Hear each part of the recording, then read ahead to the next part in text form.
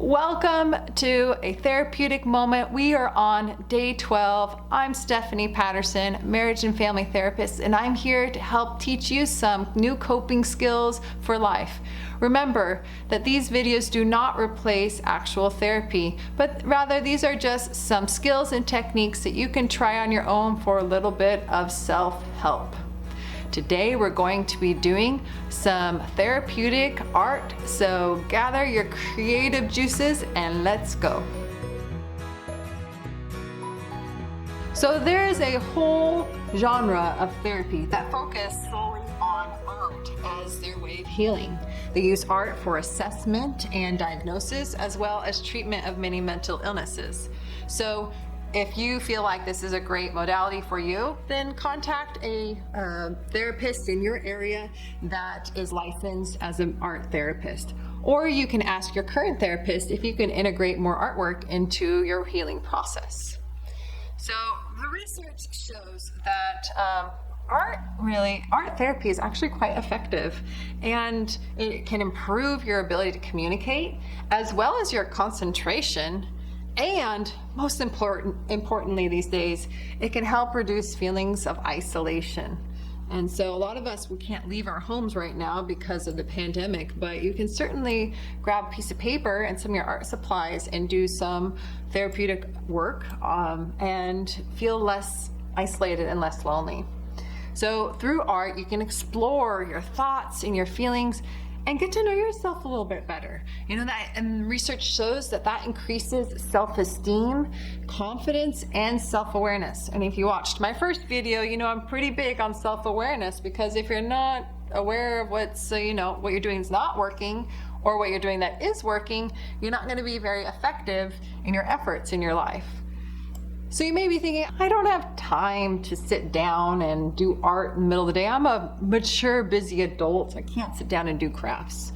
However, this might change your mind a little bit to know that creative endeavors can strengthen the immune system, and which they think might lead to actual better overall health and longevity. So if you think it's worth your time to stay hydrated, exercise, sleep, and eat good, well, maybe add time to be creative in there too. Has just as good of effect on your health. And most therapists, they notice that their clients feel a decrease in stress, a decrease in anxiety, and an overall feeling of calmness and well-being when they do art activities. It helps you to think in the abstract and be a little bit more comfortable in expressing yourself and exploring yourself and having a lot of that insight. So kind of the rules of doing therapeutic art is it's about free self-expression. So it's definitely not about what the end product looks like. It's really about the process, about enjoying yourself, going at your own pace, just noticing your thoughts and your feelings that come up as you're working, and being real detached about the outcome of the project. Now, I find that going back, keeping some of them can be really useful, and that you can look back and see, it's like a document of your history. You can see your thoughts, you can refer to them as you need to. Notice patterns of growth and change that you've had. It becomes obvious in the artwork if you preserve it.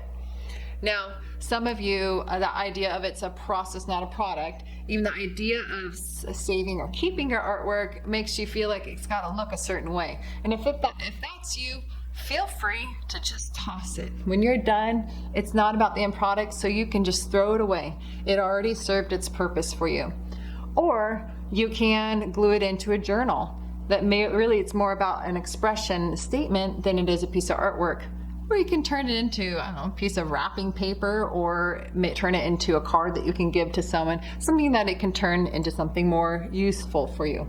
And if you really want to display it, if it's some kind of importance or reminder for you, then go ahead and display that piece of artwork that you created. But just don't feel pressured to create something that's going to go up on a wall, because that's not the purpose of it.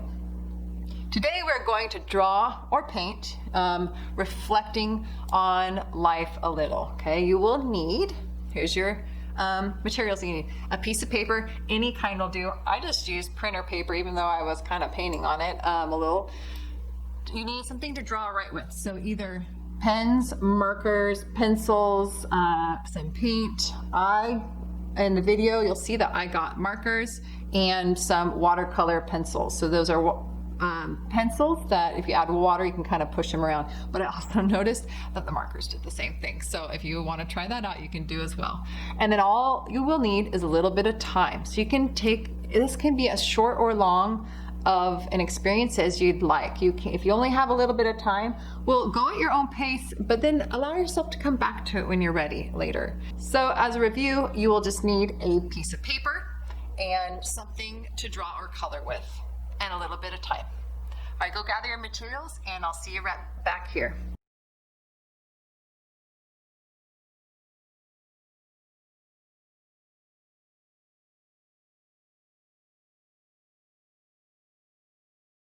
Once you've gathered your art materials, lay them in front of you in a space that's comfortable for you to be in. Now we're going to do just a couple of exercises to clear our minds so that we can mentally be prepared to do this therapeutic art. So if you're comfortable where you're sitting and if you feel safe closing your eyes, just close your eyes for a moment, take a breath in, hold it for just a moment, and then a big exhale out your mouth. Good. Do another breath in and out. Perhaps as you breathe in, you imagine breathing in whatever it is you're needing today, and an exhale, breathing out any stress or concerns that you've had throughout your day. Continue that pattern of in and out, in and out. And if you have any remaining thoughts that seem to be lingering, just imagine letting them float by. Just notice them and let them gently glide and move over across your mind like clouds in the sky. And take one final breath in and an exhale, opening your eyes if you have them closed, and looking before you at your art supplies that you have in front. Okay, you're going to take your piece of paper and you can draw 3 sections. Now, I didn't draw 3 sections because I just mentally divided it. So you can either make an actual physical barrier, or you can just note that there will be 3 sections to this activity. So you can draw a shape on your paper as I did there, or you can just plan to use the whole piece of paper. But I wanted to have a little border to contain my drawing. So if you'd like to do that as well, go ahead and any shape you'd like there on your paper. Remembering that there'll be 3 sections in that shape. Listen to this affirmation. The past is a lesson. The present is a gift. The future is your motivation. We're going to draw a symbol that represents a lesson you learned in the past, and we're going to do another symbol to represent a gift you have in the present and a goal for the future. So those are those 3 sections that we have indicated or outlined earlier. So starting on that first section, just think about, what lessons have you learned that have affected how you engage in life now? Maybe what experiences have you had that taught you an important lesson? Maybe you've had a really painful experience that's led you to be more wise or compassionate.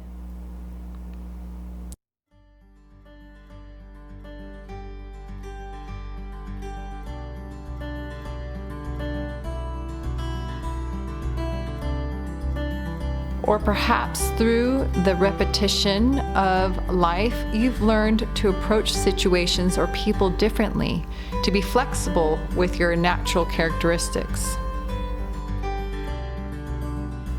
The past is a lesson. Draw or paint what comes to your mind.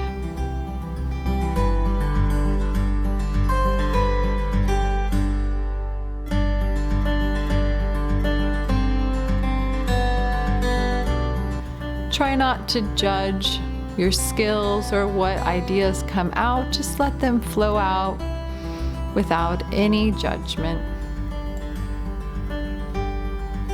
Remembering this is a process.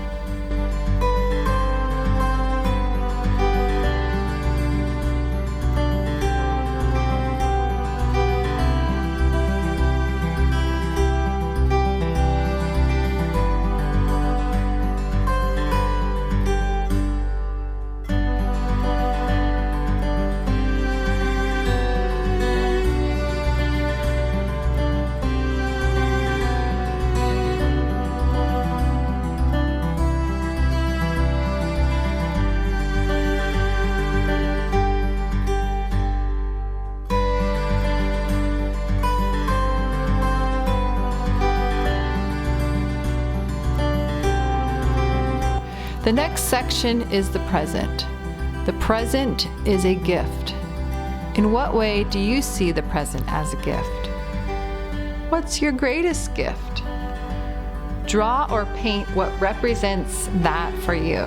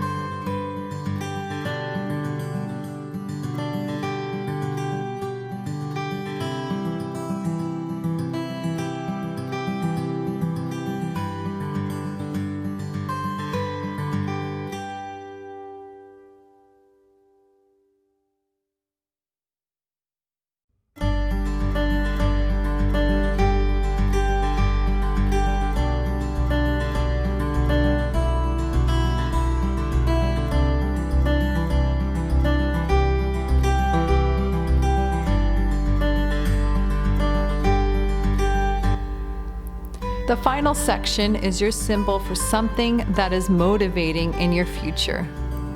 So think about what goal or goals do you have for the future? Are you determined to push forward, or are you having difficulty with motivations? What parts of this goal are under your control? And which parts are not under your control? What small thing can you do today to get you closer to that desired future?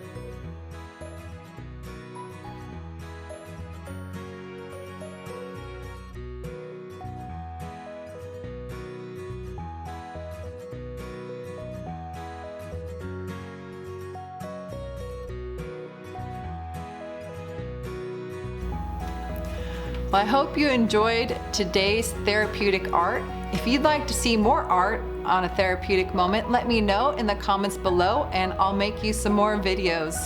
Thanks for hanging in here with me today, and I'll see you next time to learning how to be more emotionally resilient. Take care. Bye.